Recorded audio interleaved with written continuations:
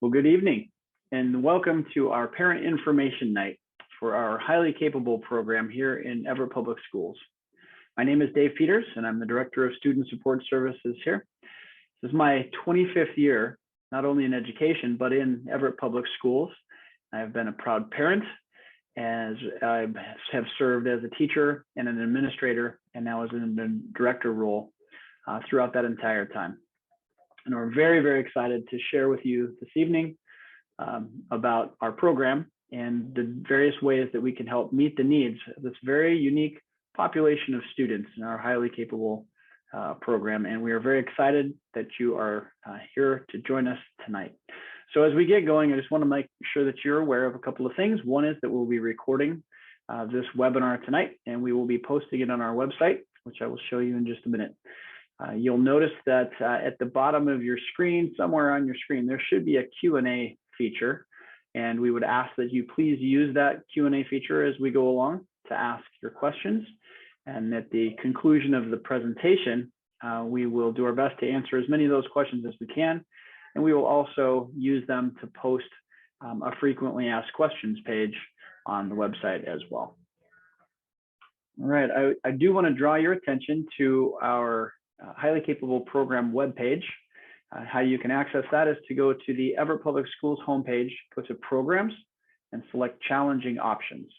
From here on the left-hand menu, click the elementary highly capable program link, and it will take you to this page right here, which contains the information that will be very, very helpful to you, including our highly capable referral form, information from this parent information night. This webinar, of course, link is posted here right now. A recording of this webinar will be here. This link will be available to you. We will also have that in a PDF format for you to refer to, and we will create a frequently asked questions page using some of the questions from tonight as well. All right, so we'll take a look at our agenda for tonight. We're going to talk about the characteristics of students that are typically successful and benefit from the highly capable program. We'll give you an overview of the highly capable program continuum from elementary school all the way up through high school, an overview of the selection process and how we make the determination for students if they're eligible. And we want to make sure that you understand all your options in this process. We'll give you some of the highly capable testing details. And again, please feel free to ask questions using the Q&A feature on this webinar.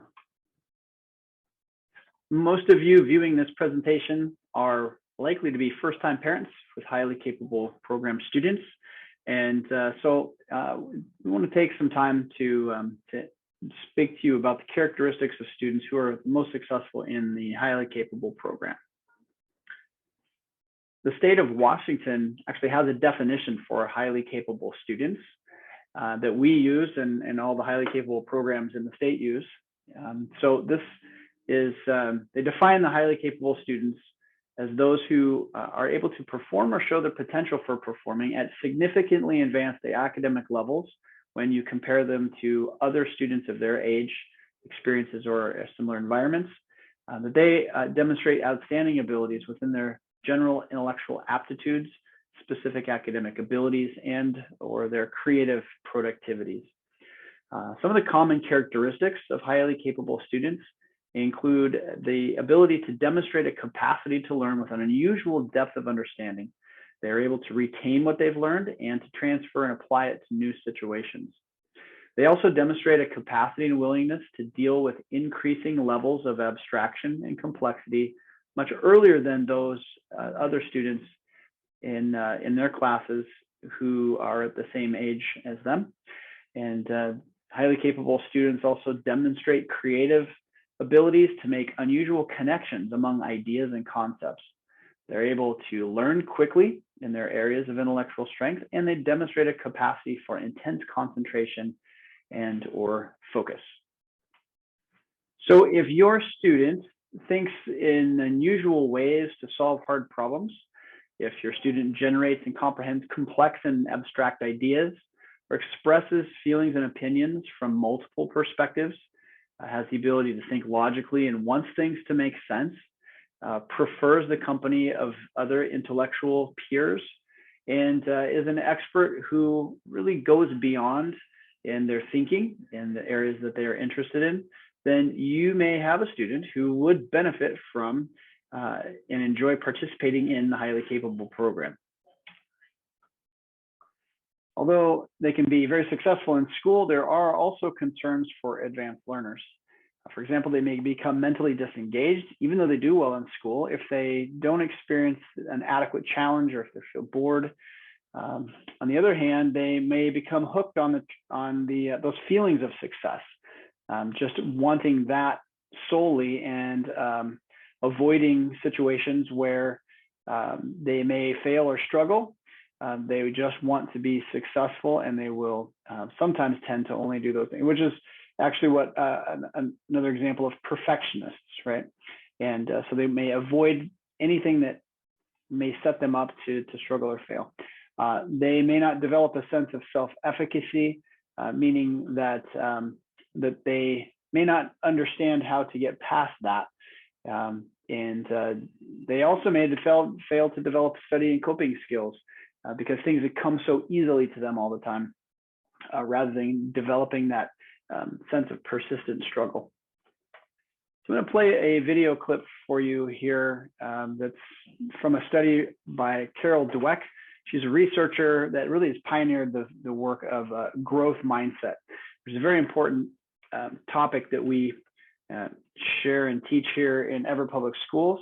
The difference between a fixed and a growth mindset really has to do with students or adults' perception of failure, whether they celebrate it in a sense, because now they have more information that will lead them to a more successful outcome on another attempt, versus someone who sees failure as threatening, sees mistakes or failure as the opposite of success rather than the stepping stones to success.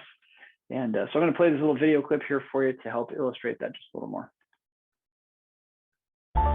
So check this out. Carol Dweck and her colleagues wanted to look into the impacts that praise had on children's development. So what they did is they took over 400 fifth grade students from all across the nation, and they did a really simple yet interesting study. Here's how it went down. They gave all the kids a really, really easy nonverbal IQ test. There were 10 questions, and at the end of the test, they praised all the children in one of two ways. The first group was praised for their intelligence. So they said, "Wow, great job, you must be really smart at this." Now the second group was praised for their effort. So they said, "Wow, great job, you must have worked really, really hard at this." Now this is a really subtle difference, but the impact it had is incredible.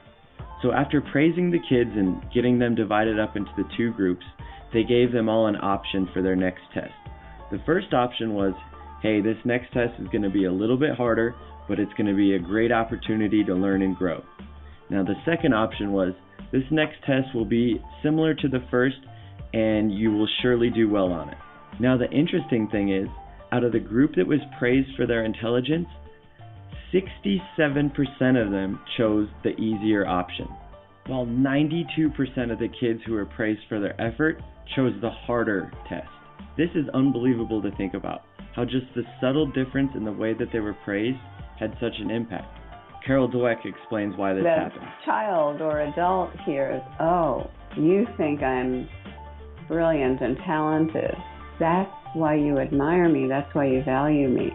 I better not do anything that will disprove this evaluation." As a result, they enter a fixed mindset, they play it safe in the future, and they limit the growth of their talents. Whereas focusing on the strategies they use, the way they're stretching themselves and taking on hard tasks, the intense practice they're doing, those are the kinds of things that say to a child or an older athlete, it's about the process of growth. As a result, they don't feel, "Oh, if I make a mistake, you won't think I'm talented." They think, "Oh, if I don't take on hard things and stick to them, I'm not going to grow." Next, Dweck and her colleagues gave all the kids a really, really difficult test. It was one that they would surely fail, but they wanted to look at how the different kids attacked this challenge. Dweck noticed that the group that was praised for effort worked harder, longer, and actually enjoyed this test more than the group that was praised for their intelligence. This group got really frustrated with this test and had the tendency to give up early. After this artificially induced failure round, all of the kids were given a third and final test. Now this test was the same level of difficulty as the first one, but check out the results. The group that was praised for their intelligence actually did worse on this test than the first one. Their average score actually dropped by 20%, while the group that was praised for their effort did significantly better, raising their average score by nearly 30%. This is a 50% difference in performance that was caused by a few subtle differences in the way that they were praised. This study shows how praise can either make or break a child's development. I mean, we all do it. We all want to be positive with the children we work with, so teachers, coaches, parents are always looking for ways to support their kids and tend to praise them quite a bit. So we need to look at research like this and realize, okay, praise is a good thing and there's nothing wrong with being positive, but we need to be very careful about praising someone's intelligence or abilities and focus more on the process and the effort that they put forth. Well, I hope you can see that this is such an important concept, particularly for our highly capable students, our advanced learners. In fact, we are not the only ones who believe that. Here's a screenshot from MIT, Massachusetts Institute of Technology, their registrar's office webpage. And what you'll notice is that they have what is termed first year grading. And so they've made some accommodations for their freshmen who over time have come in and become depressed, disillusioned. They want to give up or drop out. And for quite a while, the folks at MIT were trying to figure out, you know, what's going on here. And this was not exclusive to that school. MIT is one of the most prestigious universities, not only in the country, but in the world. But what they were noticing was that they've got freshman students coming in from high schools where they were the top of their class, of their school, 4.0s, valedictorians and such, always had been successful in their lives. And now they are coming to a school where they are among the best of the best in the whole country or world. And for the first time, many of them, for them, this is the first time that they've really struggled or encountered a lot of challenge or comparing themselves to others. They feel, you know, disillusioned on that. So this is a lot, again, it has to do with that growth mindset and being put in situations where you struggle and are challenged. We want to teach those skills as early as possible as we can in students' educational career here in Everett Public Schools. All right, so we're going to transition now into our highly capable program, the attributes of that. And so we'll talk about the highly capable program continuing from starting with high school. Really, there are three different levels of this. It extends all the way up through Everett Public Schools. If a student is eligible and accepted into the highly capable program, regardless of which grade, 2nd through 5th grade, that they're eligible for, that they will continue to be designated as a highly capable eligible student all the way up until they graduate from high school. And so at the high school level, students can take advanced placement classes, college in the high school. We have several University of Washington or Everett or Edmonds Community College classes that students can take. And kids that are not in or who had not been in the highly capable program are certainly still eligible to take these classes at any time when they're in high school. It's just that when students go through the highly capable program, they are going to be experiencing expectations, projects, and thinking, critical thinking at a higher level, even advanced for their grade level of their peers. And so this helps them be more prepared as they continue on an advanced pathway. In middle school, we have, they don't have advanced placement courses. They have what are called honors courses, or even just the highly capable students from elementary school will take courses that are even a grade level above their peers in elementary school. And then in elementary, of course, grades 2 through 5 are a highly capable program. We'll go through and show you some of the different curriculum pathways in just a few slides here. So the general attributes of the program itself, it operates at a different pace. It's higher level thinking and problem solving skills are really emphasized. And the curriculum is at an accelerated learning pace, and it focuses on expectations that are above the student's assigned grade level with an advanced level of complexity and depth. So many times the highly capable program assignments or they're project-based many times. Students may have more homework, such as a special project, or if students don't finish their work in class. But what we really want to make sure that you're aware of is highly capable is not about just more of the same. It actually goes deeper and taps into critical thinking, creativity, collaboration, and communication skills. The highly capable program, or it's not a private school, it's not a self-paced program. The highly capable program exists within the typical school, and the class sizes are most often just the same as general education classes. So, and we'll find all types of different students are in gifted classes, including those with special needs of learning and behavior. So again, sometimes students we've got some actually very, very brilliant students that may be, that would really benefit from the highly capable program, who don't typically find themselves fitting in necessarily with their peers socially or intellectually. And so, but they blossom and thrive in a highly capable program. We have 7 highly capable centers in Everett Public Schools.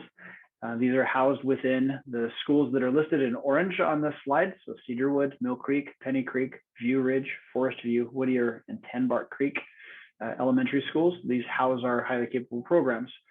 The students who currently attend Woodside, Silver Lake, Monroe, Jefferson, Jackson Elementary, Emerson, Madison, Silver Firs, Garfield, Hawthorne, or Lowell will travel to their corresponding highly capable center each day to attend their classes.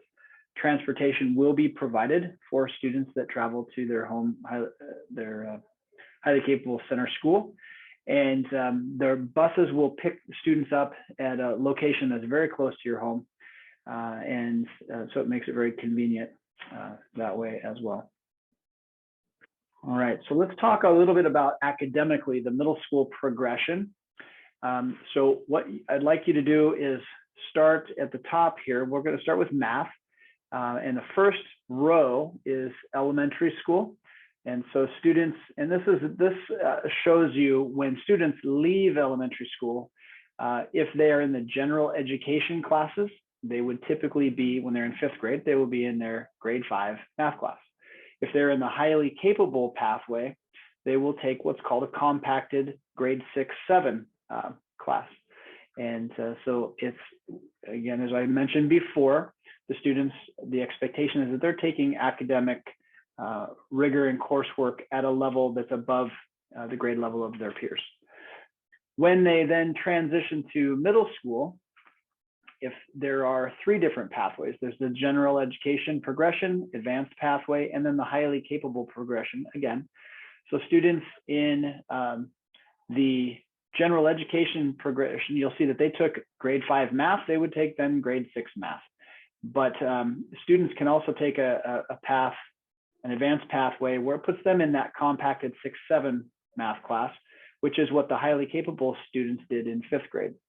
So if you're in the highly capable progression in middle school, you'll notice then, again, it's 1 year advanced, 1 course level above the advanced pathway progression, which is 1 level above the general education progression. So you can kind of see how that works. And by the time the students get to high school, they enter high school, according to this math pathway, the general education pathway would have students taking Algebra 1 as a 9th grader, geometry as an advanced pathway course, or Algebra 2 as a freshman if they completed the highly capable progression.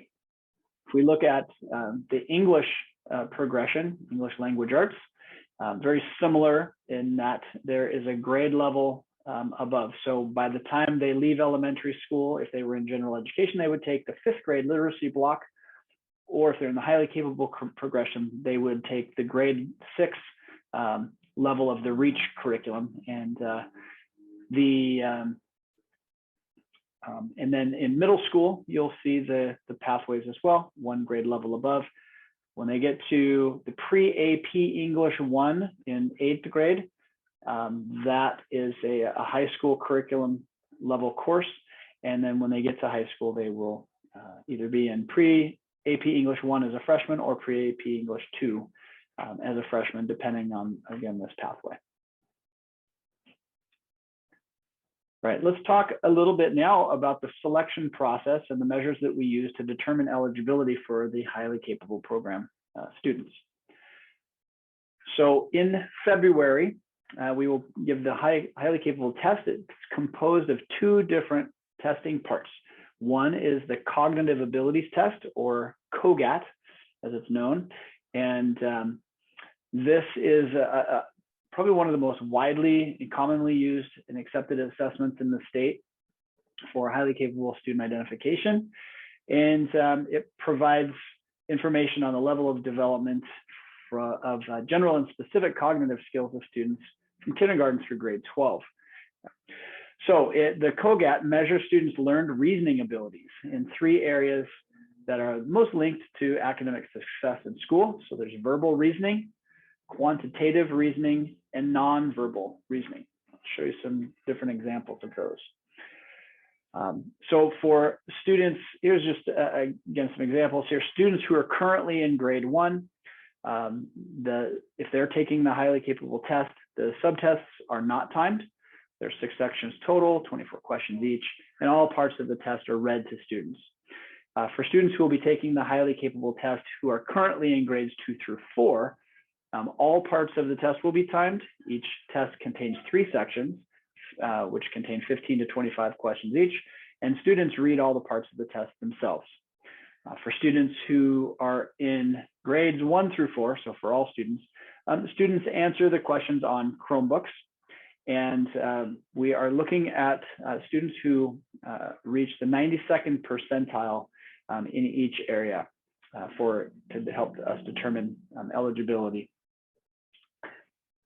So in the verbal section of the COGAT, it measures a verbal reasoning process. You're going to see some examples of several of the types of questions. These are not very word heavy.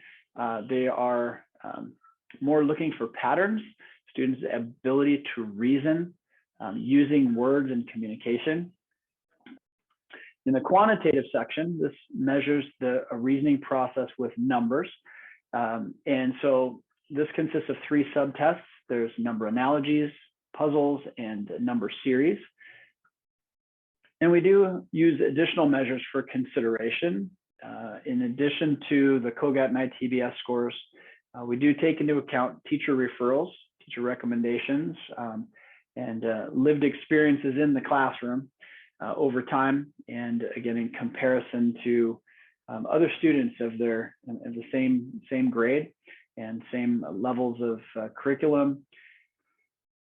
We look at the iReady scores that students take continually throughout the year, and if they are at advanced levels consistently.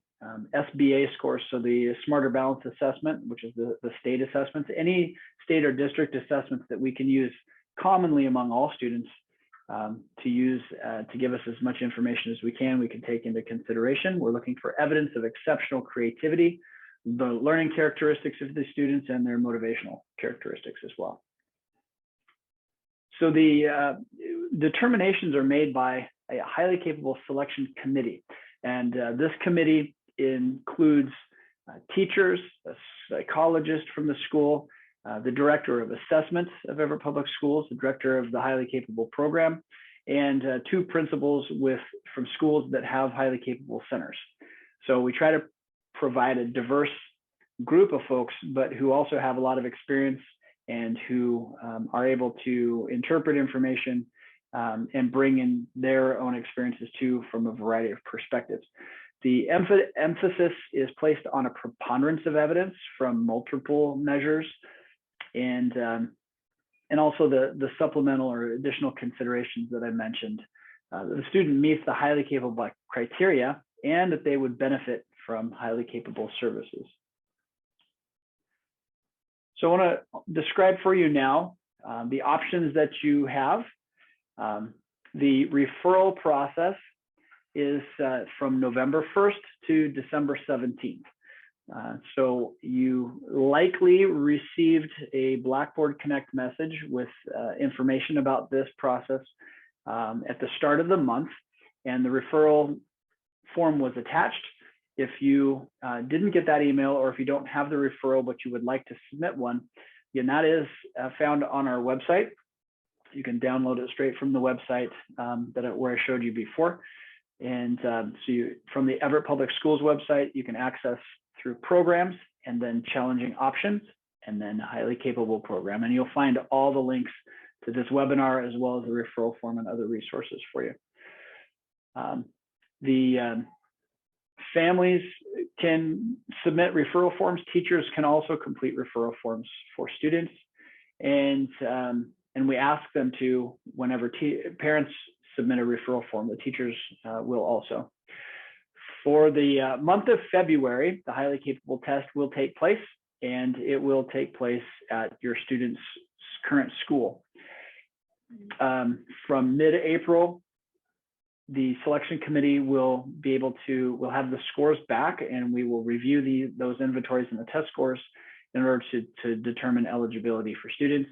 And then in May, parents will be notified by letter. So should you refer your student, you want to think about whether your child demonstrates the highly capable characteristics. You can talk to your child's current teacher and or recognize that gifted children's behavior can be perceived in various ways. And so that, again, if your student seems to be bored or unchallenged and they're using that to then act out in various ways in the classroom, that those can resolve themselves when students feel like they are adequately challenged and supported. So if your child does not qualify, what are your options at this point? Well, you can have your student take the highly capable test again in another year. Some students just need extra time that will allow them to become a little bit more mature in their intellectual ability and their brain development. It allows for more time to develop as a student, build their skills and knowledge, and even in their social skills as well. Some of the practical suggestions could be to discuss any academic concerns that you might have with staff at your school. If you feel like your student needs to be challenged, but they still didn't qualify that didn't quite meet that threshold for the highly capable program, they still may need challenge and to be stretched. And so when your teachers and other staff at the school are aware of that, they can help try to make those accommodations to benefit the student. And we could consider providing your students some learning enrichment activities or camps. Great resources, obviously, on the internet as well. Just anything above and beyond that can help the student continue to learn and grow and stretch themselves in their thinking and understanding. So again, the highly capable testing will take place this February at your student's current school. The day of the test will vary by location. We have a certain number of proctors who will be helping with this, and they will have to travel from school to school, but it will take place during February, and you'll receive a testing schedule in advance so that you'll know.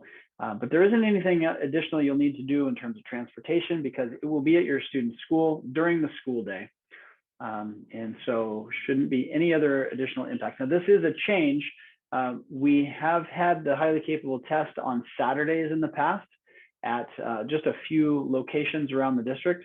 But this year we are doing it at every school. And so that students have an equitable opportunity to take the highly capable test during the school day, so that transportation isn't an issue and access to this opportunity is not an issue.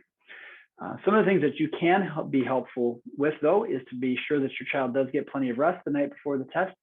Make sure that they are able to arrive on time that particular school day so they can be taken to the room where they will be tested, and so that the test can start on time. Because once the testing begins, students who arrive late are unfortunately not able to take the test, since the class moves through the testing at the same time. So there will be time built in for stretch breaks, and the more you can do to help your student feel confident and relaxed for that day, the better performance they will give of their best selves. So contact information for both myself and for Roxanne Howe, who is here joining us with us on this webinar today. And she is the administrative assistant who just works all things highly capable in our office here. And then this is, again, the link for our highly capable webpage. This presentation today will also be available in a PDF format, so that you'll have that as well. And the links will work if you want to access them, any of the links that are provided in this presentation. So I want to remind everyone that being gifted is not about being better. It's about having different learning needs. And I hope that those have come across in my presentation here for you today.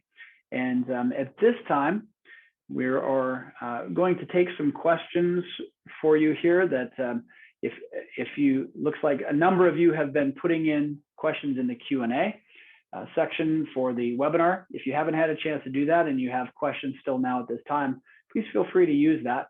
We'll answer as many questions as we can here at during this presentation. And as I mentioned before, we will use your questions as well to build out a frequently asked questions page that you can have as a reference for later. We want to thank you very much for joining us today and your interest in learning more about the Highly Capable program here in Everett Public Schools.